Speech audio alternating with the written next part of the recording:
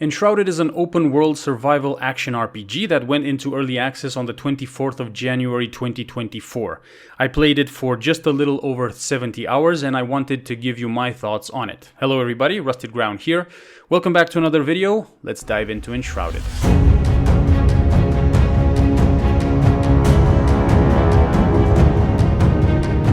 In Enshrouded, you are a Flameborn, the last ember of hope of a dying race. After a short but concise introduction to the lore, you awaken inside a temple and you have to figure your way around the handcrafted world of Embervale. In their greed for magical power, your ancestors unleashed a pestilence that consumed the world, and there are these big patches of land that are enshrouded in a toxic mist where various monsters dwell. Your goal is to survive, craft, explore, and destroy this shroud where possible. You're given a series of quests that will guide you to other survivors that will join your camp as crafting NPCs. Each of them adds a bit more to the story, and each of them will set you on a series of specific quests that will help you unlock various upgrades as you progress through the game. The map is massive with loads of points of interest, loads of monsters, and a few bosses. Enshrouded is a game that you can play either solo or in co-op with up to 15 other people. Similarly to Valheim, you can either host your own server or create a private one where others can join. My experience with the game has been in co-op, since I have a group of friends that enjoy this type of games and we created our own server and played together. Now, when I started following Enshrouded, I had certain expectations. In my mind, before the game came out, I thought it would be an improved version of Valheim.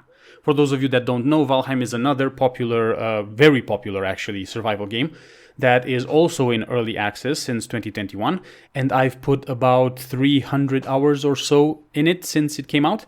I really enjoyed Valheim and I'm really looking forward to the final product. And when I say Enshrouded looked like an improved Valheim, I'm referring specifically to the graphics, the focus on combat and questing, things that Valheim lacks.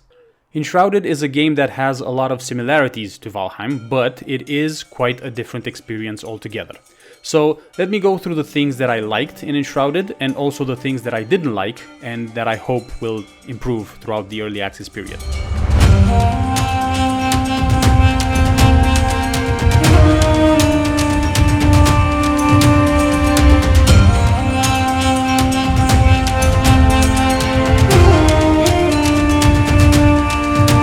From the start, Enshrouded has a story to tell. Like I said at the beginning of the video, you get an introduction to the world and to your character. There are also a lot of scrolls and documents scattered all over the world that help you understand the story of the land. The NPCs that you find will have their own little stories, and I really liked this aspect of the game. You're not just aimlessly moving around the map, killing monsters and gathering resources. You have goals, places to visit, things to find.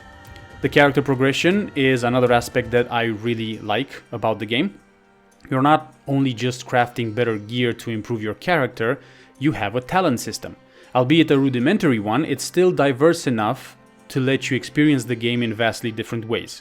In my group, for example, each of us actually ended up speccing into different classes. I chose a melee tank build, one of the other guys chose a mage healer build, another one chose a ranger DPS build, and so on. So we each experienced the game quite differently because these talent points that you attribute to your character can massively change the way you play the game. From a world building perspective, Enshrouded uses a voxel-based building system similar to Minecraft, where you can build and destroy almost anything and everything in the world. This system not only gives you a huge creative outlet when it comes to building your base, but because you can destroy almost anything on the world map, it also gives you various traversal options, for example. You can't reach the top of a mountain because the face of it is too steep. Well, in Enshrouded, you can just carve a tunnel from the base of the mountain to the very top, if you want. Crafting-wise, Enshrouded does have your standard progression system that you will find in other survival games, where you move from stone and wood to various leathers and metals, and as you progress, you build stronger and better armor and weapons. The NPCs will ask you to find various tools to progress to the next crafting tier, and in your search for these tools, you will learn more about the world of Embervale. Like I said at the beginning, the map in Enshrouded is massive with loads of points of interest. Traversal is another aspect of the game that is quite important. In that regard, you will have a grappling hook and a glider to help you move around faster.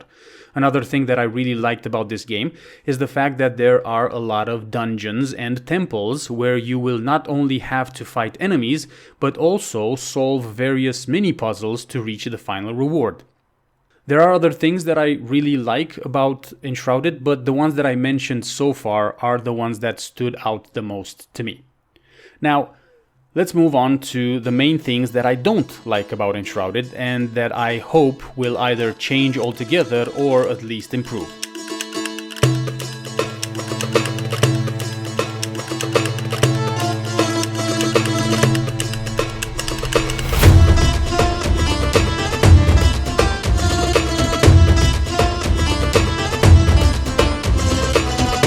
The biggest thing that bugged me in the game was the fact that you can only have one set of NPCs on the entire server.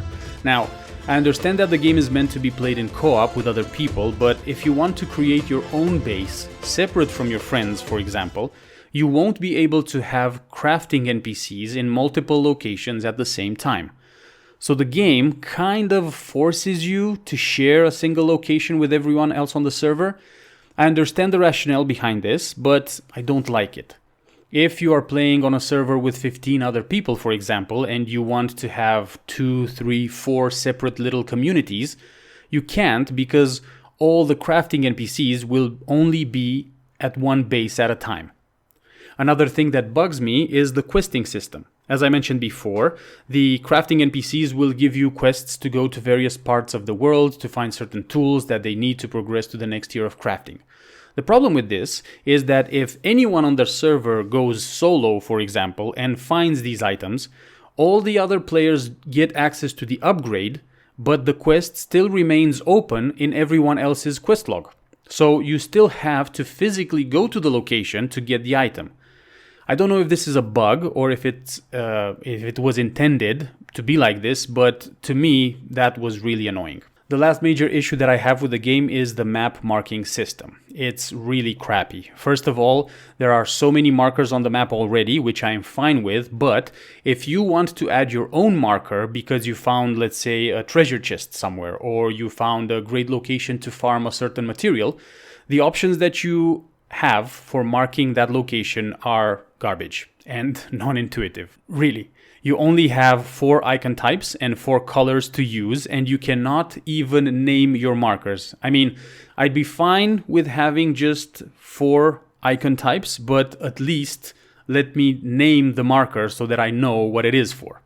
Also, you cannot share the map markers with the other people on the server. So I do hope they address this in the future or until the early access ends, but as it stands, in my opinion, the map marking system in Enshrouded is definitely not up to par. There is one other thing that I need to point out because I said I will in the video because it was a big pain for our ranger friend.